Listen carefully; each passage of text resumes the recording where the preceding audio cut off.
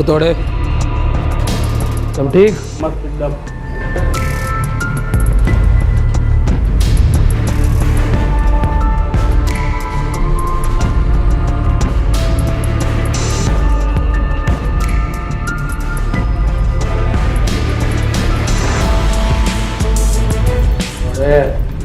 मजे में।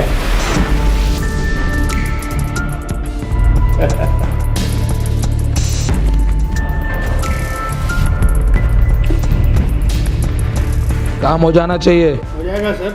चलो। ए आकाश, कल का न्यूज़ देखा तूने?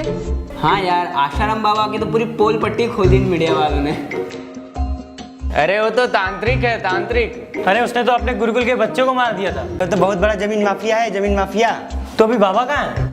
अरे होगा कहाँ, जेल में सजा काट रहा है बेचारा बाबा।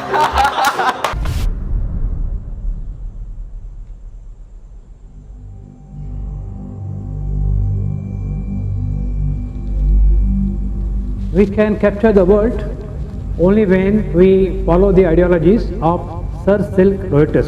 For this purpose, we must have one nation and borderless country. Sir, America, Europe, Australia, Japan, इन तमाम देशों की संस्कृतियों को नष्ट करके हम वहां पर अपनी सत्ता और अपने व्यापार का परचम फहरा चुके हैं। अब हमारे सामने चुनौती है, तो नॉर्थ इंडियन कल्चर। चुनौती? सर, हम उसमें भी सफल हुए।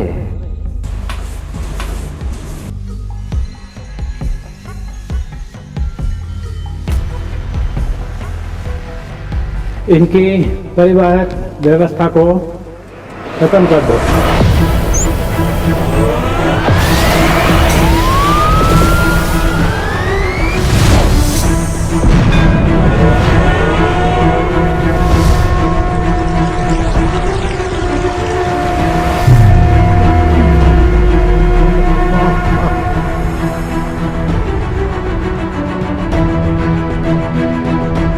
माल भेज दो सर, हो जाएगा। और सुन। जी सर। और सरकारों से लेन देन शुरू कर दे। जी सर।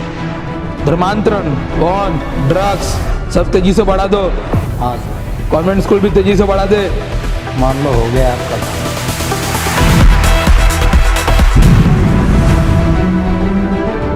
अपने ओम स्वरूप ईश्वर का आनंद प्रकट करो।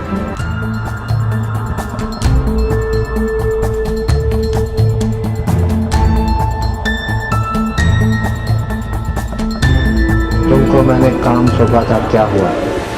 सर, सब आपके अकॉर्डिंग ही हो रहा है। मैंने तुमको समझाया था ना। एक बाबा के करोड़ों भक्त हैं, उनके कारण ही सब बखेड़ा खड़ा हो रहा है। हमारे कन्वर्ट किए लोग वापस हिंदू बन रहे हैं।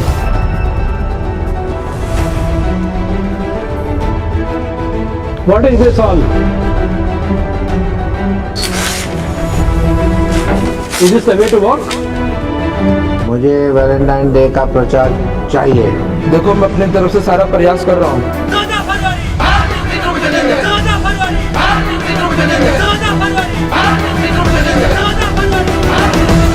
Okay, final. Do zero mission and finish it.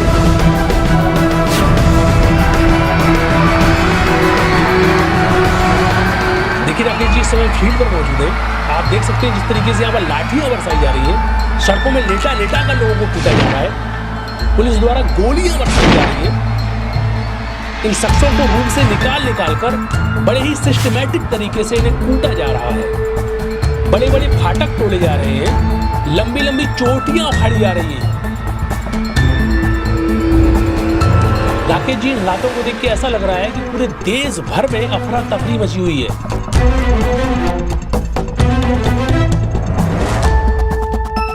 नहीं सर, आप टेंशन मत लो। एक बार डील पक्की हो गई ना, मैंने बोला था ना, इनकी संस्था की तो मैथी मार के रख देंगे। इनको तो जेल में डलवा के ही बैठेंगे।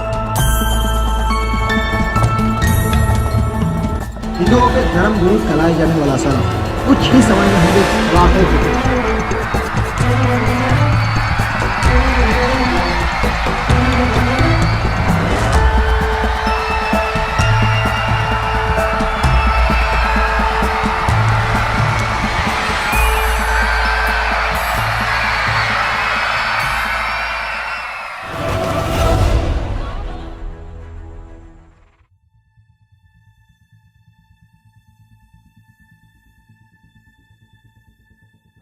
क्या हो रहा था ये सब?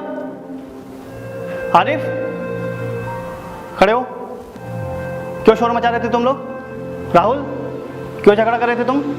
सर, आशाराम के बारे में जो मीडिया दिखा रही है, ये लोग उसको मानने को तैयार नहीं है। सर, मैंने उनके आश्रम में जाकर हकीकत को जाना है सर।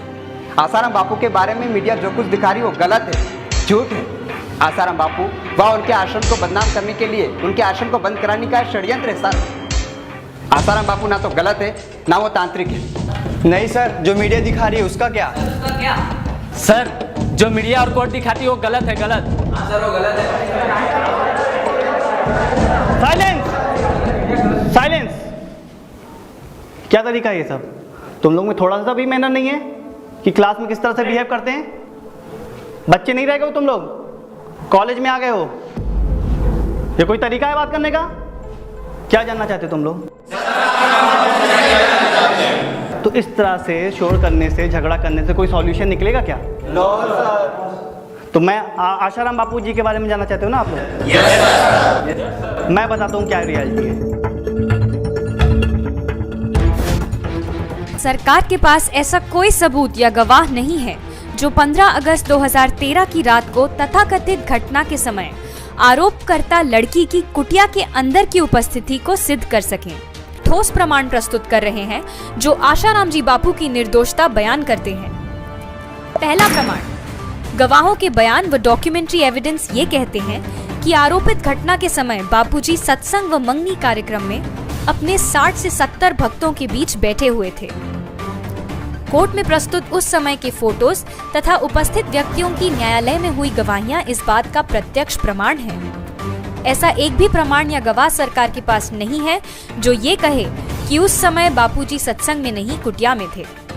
दूसरा प्रमाण, गवाहों के बयान व किसी संदिग्ध व्यक्ति की कॉल डिटेल रिकॉर्ड्स ये कहती हैं कि आरोपित घटना के समय आरोपकर्ता लड़की अपनी मां के फोन से किसी संदिग्ध व्यक्ति के साथ फोन से संपर्क में थी।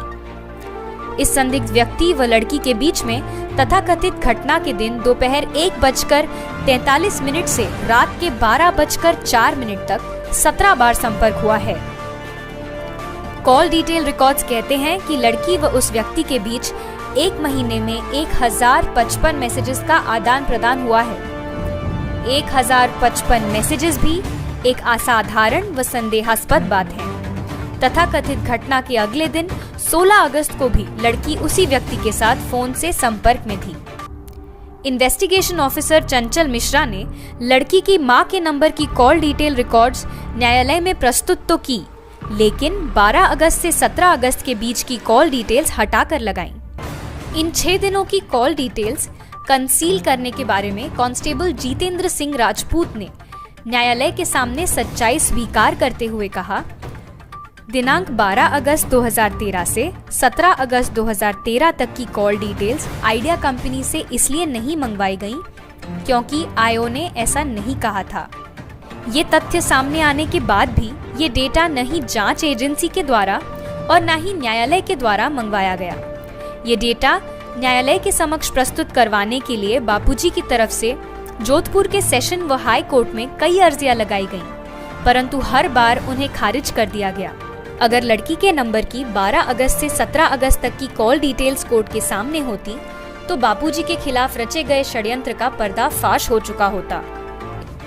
क्रॉस एग्जामिनेशन में कॉल डिटेल्स कंसील करने के बाबत पूछे प्रश्न पर चंचल मिश्रा ने कोई समाधान कारक जवाब नहीं दिया, परंतु कानून मौखिक गवाही से दस्तावेजी साक्ष्य अर्थात डॉक्यूमेंट्री एविडेंस को विश्वसनीय मानता है।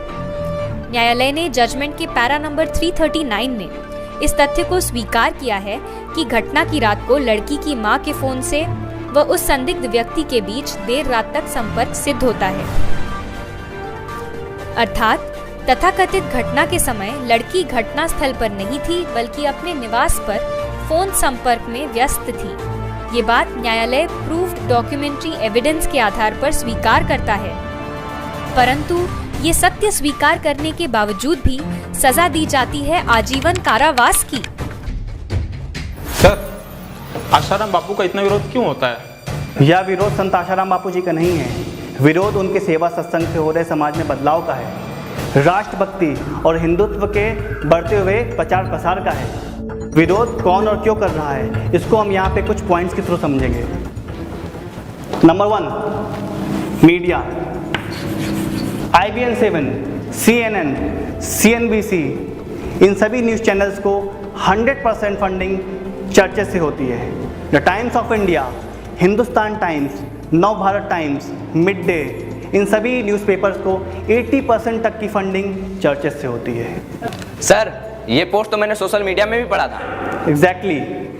भारत में अधिकतर मीडिया ग्रुप क्रिश्चियंस, मुस्लिम और विदेशी फंडिंग से चलने वाले हैं। आशाराम बापू राष्ट्रहित और गरीबों में अनाज, मकान, कपड़े और भी जीवन उपयोगी वस्तुओं का वितरण करने में करोड़ों अरबों रुपया खर्च कर देते हैं, पर मीडिया को एक पैसा भी नहीं देते हैं।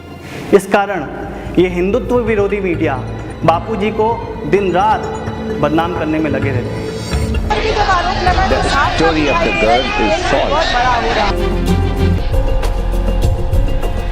आदिवासी गरीब जनताओं के लिए अन्न वितरण, राशन कार्ड का वितरण, ऐसे अच्छाई के कार्य किसी मीडिया ने किया?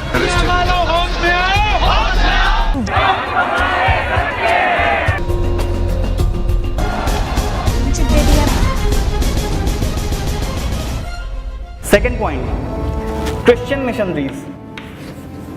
According to IBMR report, Bharat देश में किसी भी गरीब को कन्वर्ट करने का खर्च पूरे वर्ल्ड में किसी भी विकसित देशों के कंपैरिजन में 700 टाइम्स सस्ता है। इंडिया पोप के लिए सबसे सस्ता मार्केट है, लेकिन संत आशाराम बापू जी के बढ़ते सेवा कार्यों और सत्संगों से ये बाजार महंगा हो जाता है। इस कारण समाज में से आशाराम बापू जी के प्रति श्रद्धा भक्ति को कम करने के लिए इन मिशनरियों का आशाराम बापू को जेल में भेजना बहुत ज़रूरी हो गया था। सच में बापू का ही सामर्थ्य है कि इतनी बड़ी पश्चिमी संस्कृति के साथ वे सीधा सीधा संघर्ष कर रहे, और उन्होंने जो रास्ता अपनाया है वास्तव में वही रास्ता सही रास्ता है। हमारे विश्व हिंदू परिषद का जो बजरंग दल है, जब वैलेंटाइन डे आता है तो हर शहर में वैलेंटाइन डे मनाने वालों के विरुद्ध खड़े हो जाते हैं। कई बार हाथापाई होने लगती है। बापू ने एक ऐसा मार्ग बताया है, इसमें संघर्ष का तो कोई मार्ग है ही नहीं।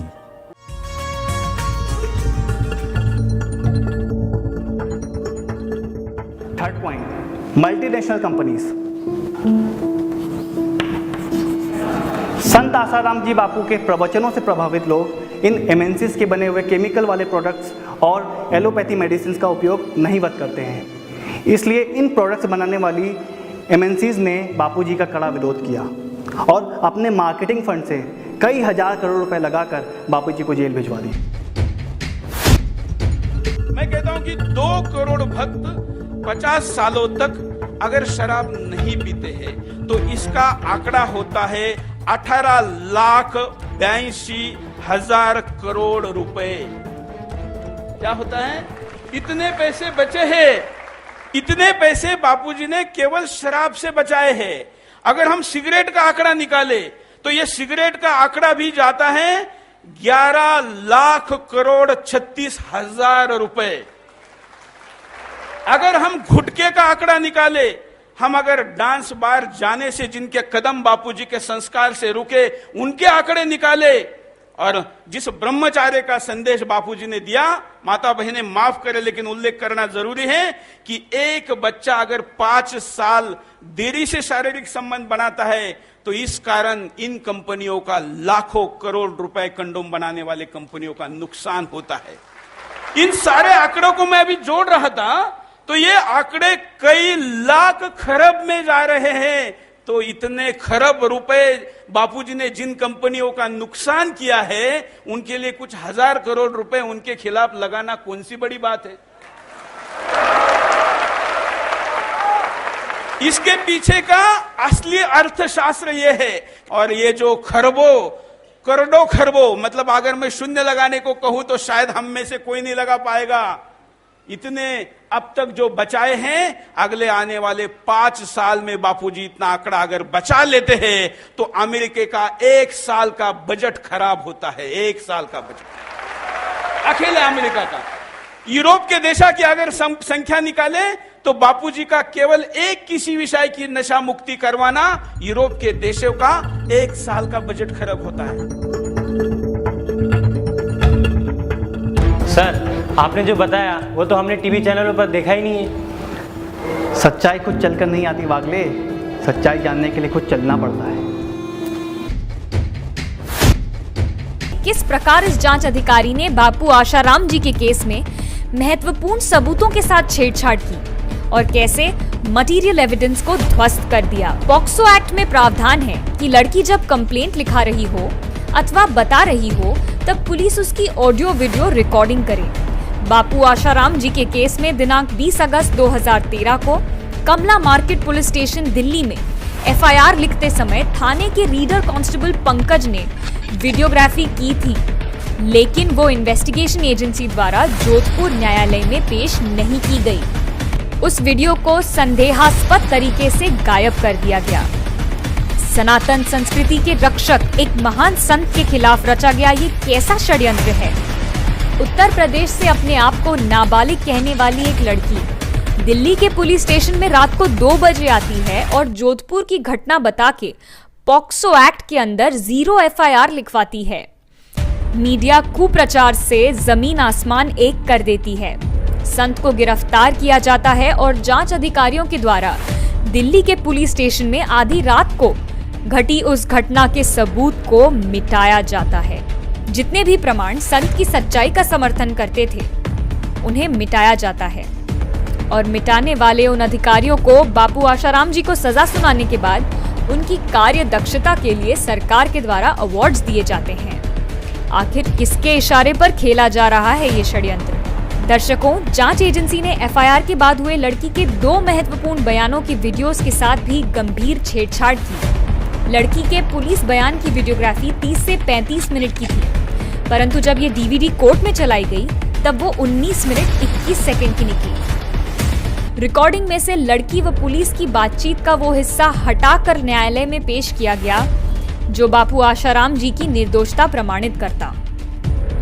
जोधपुर के कथित घटना स्थल पर हुई लड़की की वीडियोग्राफी को भी एडिट करके कोर्ट में प्रस्तुत किया गया। इससे साफ जाहिर है कि जांच एजेंसी ने महत्वपूर्ण सबूतों को अपने पक्ष में करने के लिए उनके साथ टैंपरिंग की है और ये क्राइम है।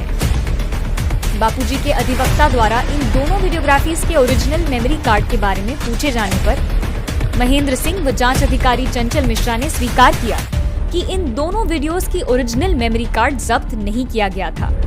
सवाल उठता है, कहां गया वो मेमोरी कार्ड?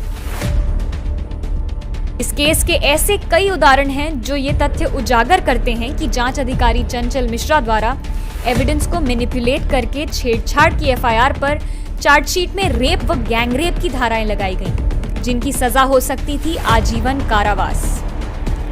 आखिर वो कौन है जो चाहता है कि बापू आशाराम जी आजीवन कारावास में ही रहें? बापूजी को जेल में रखना ये क्या राजनीतिक षड्यंत्र है? इसकी भी परतें खोली जा रही हैं।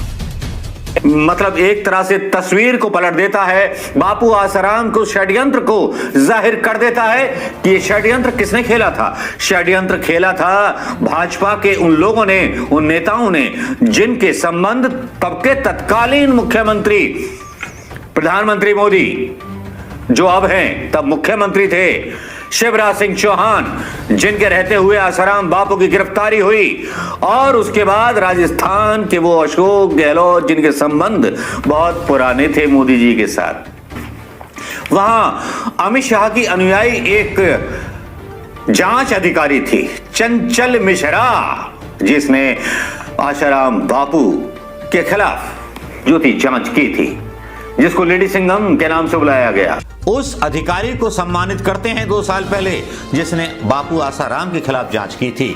आसाराम बापू तो गिरफ्तार कर लिए गए, उन पर चार्ज लगा दिया गए, और उसी चंचल मिश्रा को केंद्रीय मंत्री अमित शाह अपनी गोदी में बिठा करके पुरस्कार दे देते। जरा सोचिए, बेवकूफ मत बनिए हिंदुत्व के नाम पर। फ्रैक को मुलक्कल आरोपों से बरी हिंदू संत आसाराम बापू को मृत्युपरंत कारावास। आशाराम जी बापू को बगैर किसी साक्ष्य के आजीवन कारावास की सजा सुनाई गई है, वो भी प्राकृतिक जीवन के अंत तक। जबकि विशेष न्यायालय ने दिनांक 25 अप्रैल 2018 के निर्णय में ये बात स्पष्ट रूप से लिखी है कि आरोपी गण के खिलाफ कोई प्रत्यक्ष प्रमाण यानी डायरेक्ट एविडेंस उपलब्ध नहीं है, परंतु मौखिक व परिस्थिति जन्य साक्ष्य के आधार पर निर्णय लेकर सजा सुनाई गई है। विशेष न्यायालय ने निर्णय देते समय इस केस के सही कानूनी और तथ्यात्मक पहलुओं का अवलोकन करने में कितनी गंभीरता व तटस्थता रखी है, इस बात पर अहम सवाल उठ रहे हैं। If you rape a girl, it should show up in the FIR. But there is nothing in the FIR of rape. The police, upon getting a complaint of rape, sent her to the hospital to get a examination done, and that is part of the trial record. The trial record says that the medical report says not a scratch on the girl, no question of rape whatsoever. Yet they say rape. Very first day से हम ये कह रहे हैं कि 376 का ना कोई मेडिकल एविडेंस है, ना कोई पीड़िता ने आरोप लगाया है।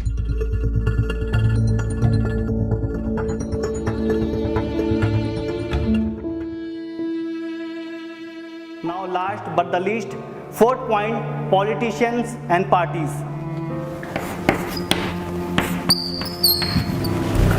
आशाराम बापू जी किसी भी पॉलिटिशियंस और पॉलिटिकल पार्टी का विरोध नहीं करते हैं। जब ये पॉलिटिशियंस पब्लिक का शोषण, भ्रष्टाचार और संस्कृति विरोधी काम करते हैं, तब बापू जी इनके काम का विरोध करते हैं। ऐसे में ये पॉलिटिशियन बापू जी के पीछे लग जाते हैं और पॉलिटिशियंस और ऑर्गेनाइजेशंस का यहाँ तक मानना है कि संत आशाराम बापू जी के पीछे जो लाखों करोड़ों का वोट बैंक है वो नहीं होना चाहिए।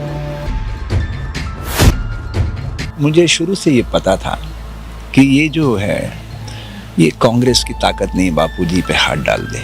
अगर कांग्रेस बापूजी पे हाथ डालती तो सारी बीजेपी सड़कों पे उतर आती, सारी बीजेपी। क्योंकि बीजेपी में अधिकांश लोग, इवन नरेंद्र भाई, सब लोग, वाजपेयी जी तो चरणों में बैठते थे बापूजी के। सारे लोग जितने बड़े बड़े लीडर हैं उस पार्टी के, सारे बापूजी के चरणों में बैठते थे और उनका आशीर्वाद लेते थे। अचानक ऐसी क्या घटना हुई कि सब विद्रोह पनप गया। पूरे हिंदुस्तान में कहीं भी बीजेपी के लोग शामिल नहीं हुए उस आंदोलन में। तो घटना तो साफ थी, कोई बड़ा आदमी उसको हैंडल कर रहा था। तो वो आदमी कौन था? वो नरेंद्र भाई थे। भाजपा और कांग्रेस बहुत व्यापक शब्द है, वो विचारधाराएं हैं। मैं नरेंद्र भाई की बात कर रहा हूँ व्यक्तिगत रूप से। उसने अपनी ताकत का दुरुपयोग करते हुए बापूजी को फंसवाया। किसी भी राजनीतिक दल का बापूजी से कोई विरोध नहीं है, सिर्फ एक व्यक्ति को छोड़ करके। उस व्यक्ति का नाम है नरेंद्र दामोदर दास मोदी। बापूजी जैसे लोग या और लोग भी, वैसे मैं एक बात बताऊं, थोड़ी कड़वी बात कहूंगा लेकिन ये सच बात है। बापूजी को एक पलड़े पे बैठा दो, दूसरे पलड़े पे सारे साधु बैठा दो, एक भी साधु भारत में ऐसा नहीं जो लाखों लोग इकट्ठे कर दे। उनके एक पता नहीं क्या वायरस चलता है आपका, डिजिटल लाखों करोड़ों लोग इकट्ठे हो सकते हैं। ये तो हैरानी की बात। और ये चीज बहुत लोगों को पचती नहीं थी, इसलिए बहुत लोग अंदरूनी रूप से द्वेष रखते थे। जो आदमी जितना ऊंचा जाएगा उसको खींचने वाले भी उतने लोग होंगे। देखिए, कोई भी काम कांग्रेस करती, कोई गलत कदम उठाती, बीजेपी उसका भरपूर विरोध प्रदर्शन करके अपनी उपस्थिति दर्ज कराती है। अगर एक सेकंड के लिए सोच लीजिए, दिल्ली में उस समय कांग्रेस की शीला दीक्षित मुख्यमंत्री थी, राजस्थान में अशोक गहलोत थे, वो कांग्रेस के मुख्यमंत्री थे, लेकिन मध्य प्रदेश में तो शिवराज सिंह चौहान थे ना, जब अरेस्ट हुए बापूजी। वो तो बीजेपी का आदमी था। वो बीजेपी का आदमी कांग्रेस वालों की बात कैसे मान रहा था? 1600 पुलिस वाले भेजे उसने इंदौर, 1600 पुलिस वाले बापू को उठाने के लिए। वो बापू जिसकी चरण में बैठता था, जिसका आशीर्वाद लेता था शिवराज सिंह, 1600 जवान भेजे उसने। किसके कहने पर? जब उससे मैंने बात की तो उसने मुझे क्या जवाब दिया? स्वामी जी, भाई साहब का आदेश था। वो भाई साहब कौन है? नरेंद्र दामोदर दास मोदी।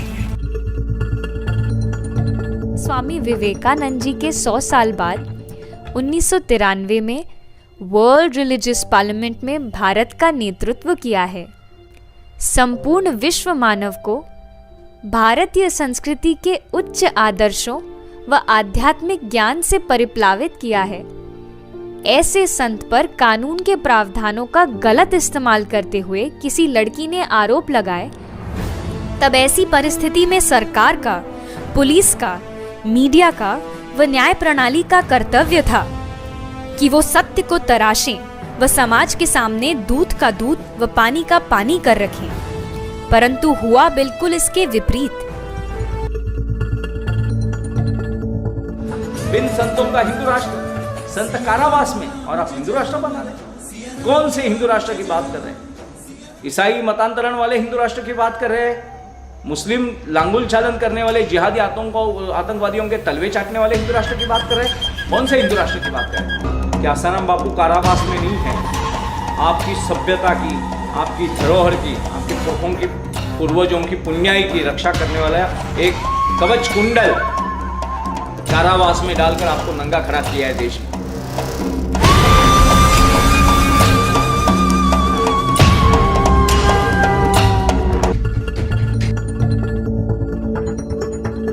आज से 700 साल पहले गुजरात के भविष्यवेता देवायन पंडित ने कहा है, जति सती ने साबरमती क्या थाशे सुराना संग्राम, कायम कलिंगानी मार्शे नकड़ंग धर्षे नाम। यानी गुजरात में साबरमती के किनारे सत्य के साथ एक योगी होंगे, जहां सत्य व असत्य के बीच में बहुत बड़ा संग्राम होगा, और वह योगी कलयुग का नाश करेंगे तथा निष्कलंक के नाम से जाने जाएंगे। अर्थात साबरमती के किनारे संत आसाराम बापू का आश्रम है, और वे 50 सालों से आसुरी ताकतों से लुहा लेते आ रहे हैं। कलंक लगाकर उन्हें समाज से दूर तो कर दिया गया है, लेकिन यही आसाराम बापू बहुत ही जल्द समाज के बीच में आएंगे तथा मानवता का नया संविधान बनाएंगे। सतयुग का प्रागट्य होगा जो हजारों साल तक रहेगा, और लोग उन्हें निष्कलंक के नाम से जानेंगे। संपूर्ण विश्व में निष्कलंक भगवान के मंदिर होंगे।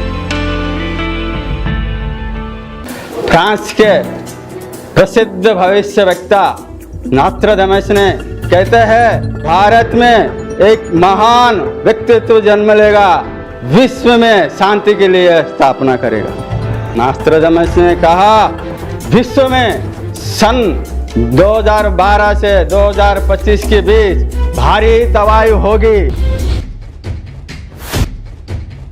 Sir, what's the goal of Asaram Bapu? संत आसाराम जी बापू चाहते हैं सबका मंगल और सबका भला। पूरी ह्यूमैनिटी के लिए आसाराम बापू जी का सूत्र है, स्वस्थ जीवन, सुखी जीवन और सम्मानित जीवन, जिसके लिए बापू जी दिन रात प्रयासरत भी रहते हैं। बापू जी ने आध्यात्म का प्रचार प्रसार जमकर किया। लोगों के जीवन से जो वेदांत कोसों दूर चला गया था, उसको पुनः उनके जीवन में स्थापित किया, और इसी के आधार पर संत आसाराम जी बापू ने भारत को एक बार फिर विश्व गुरु बनाने का संकल्प लिया। यही बापू जी का गोल है। Is it clear to all? Yes, sir.